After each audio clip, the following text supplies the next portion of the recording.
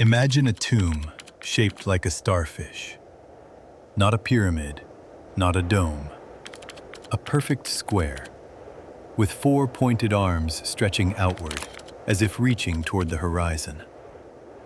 This is the Yosumi-toshutsu-gata Funkyubo, the four-corner projecting tomb. And it may hold the key to one of Japan's greatest mysteries. Where did Japan's unique tomb culture come from?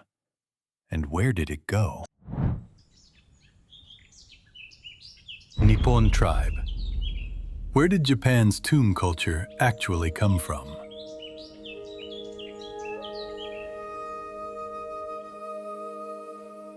A different kind of kingdom. Most people think of ancient Japan as Yamato, the civilization centered in the Kinai region, modern-day Nara and Osaka. But before Yamato rose to power, another world existed along Japan's Sea of Japan coast. The Izumo region, today's Shimane prefecture, was not a provincial backwater. It was a maritime powerhouse.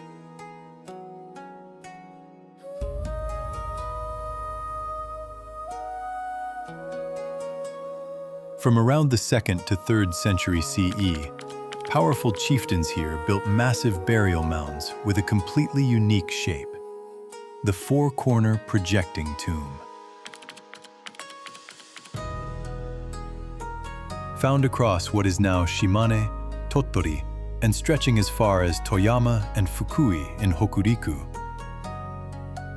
These tombs have no equivalent anywhere else in the ancient world.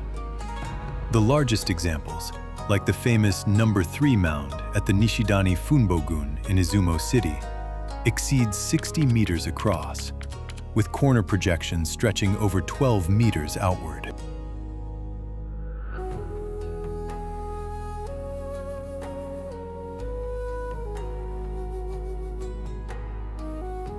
The Sea of Japan was not a wall, it was a highway.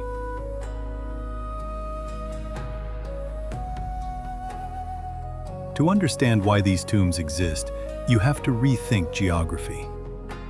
Today, the Sea of Japan separates countries.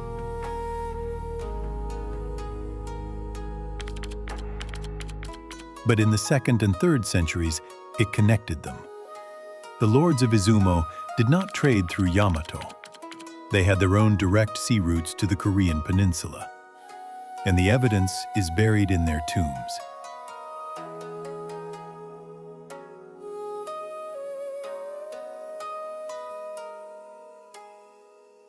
Inside four-corner projecting tombs, archaeologists have found jade Magatama beads, made from stones quarried in Itoigawa, Niigata, and traded across the Japan Sea. Iron swords and bronze spears brought in through Korean Peninsula contacts.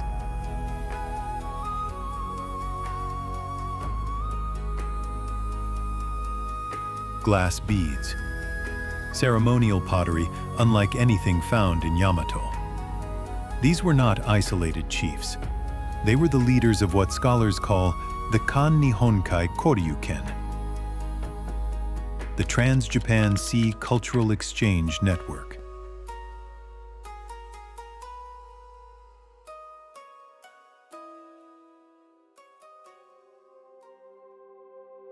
Did Japan's culture travel to Korea? Here's where the story gets even more surprising. We often think of ancient Japan as a receiver of culture, absorbing rice farming, iron tools, and Buddhism from the continent. But the archaeology tells a more complex story. In the royal tombs of Shilla and Gaya on the Korean Peninsula, excavators have found Japanese-made goods. Magatama curved beads made from Itoigawa jade, chemically traced back to Japan.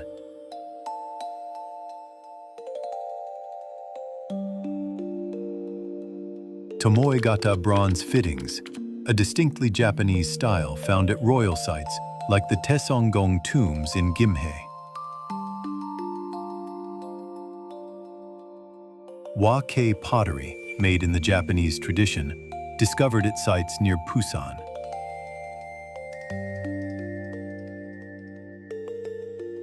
Japan was not just a recipient. The chieftains of Izumo, and later of Kyushu, were active exporters of prestige culture. And in the 5th and 6th centuries, something even more striking appears on the Korean Peninsula. Keyhole-shaped tombs, Zenpo Koenfun, the most distinctly Japanese tomb form of all. Over a dozen have been confirmed in the Yongsan River basin of what is now South Cholla province. They are built with Japanese techniques, contain Japanese-style Haniwa clay figures, and feature stone chambers painted in the Kyushu style.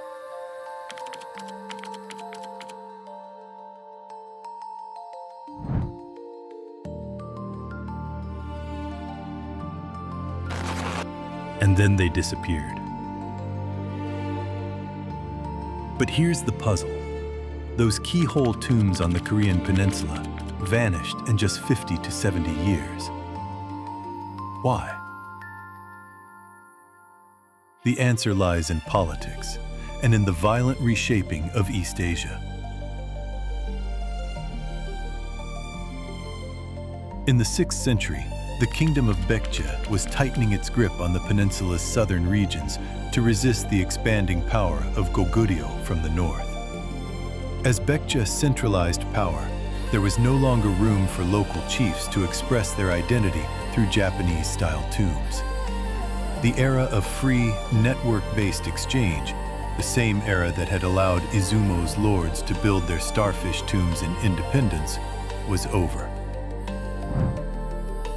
The age of nations had begun.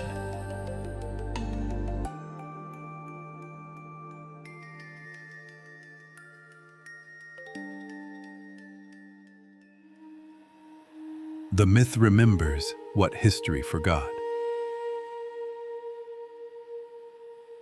But in Japan, the memory survived, encoded in myth. In the Izumo no Kuni Fudoki, an 8th century geographic record, a god named Yatsukamizu Omitsuno stands on the shore and declares, "This land is small. I shall pull more land to me." He throws a rope across the sea to Silla, ancient Korea, and pulls land across the waves to create the Shimane Peninsula. This is not just poetry, it is cultural memory.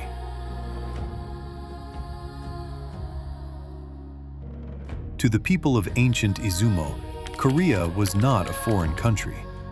It was part of their world, connected by the sea, not divided by it.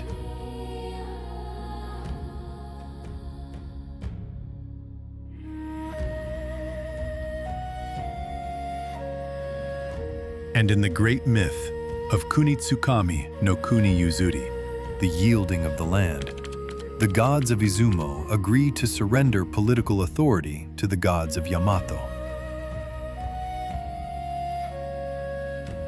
In exchange, they are promised the most magnificent shrine in Japan.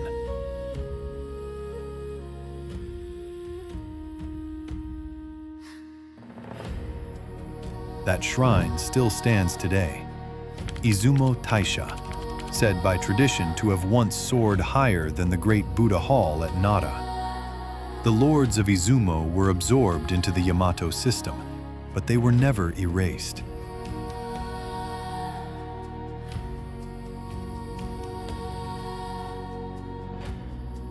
So, where did Japan's tomb culture come from? Not from one place, not from one people.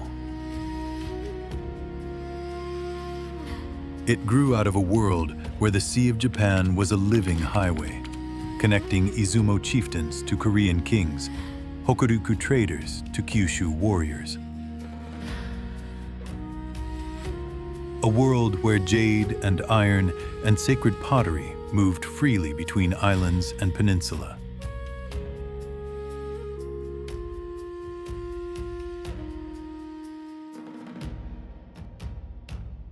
The four-corner projecting tomb is not a curiosity at the edge of history. It is a window into a Japan that almost was.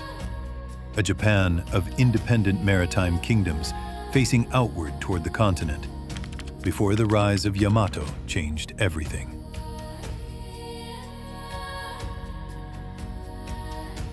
In the next episode, we'll ask the final question. Why did Japan stop building tombs altogether? And what replaced them? Stay with Nippon Tribe.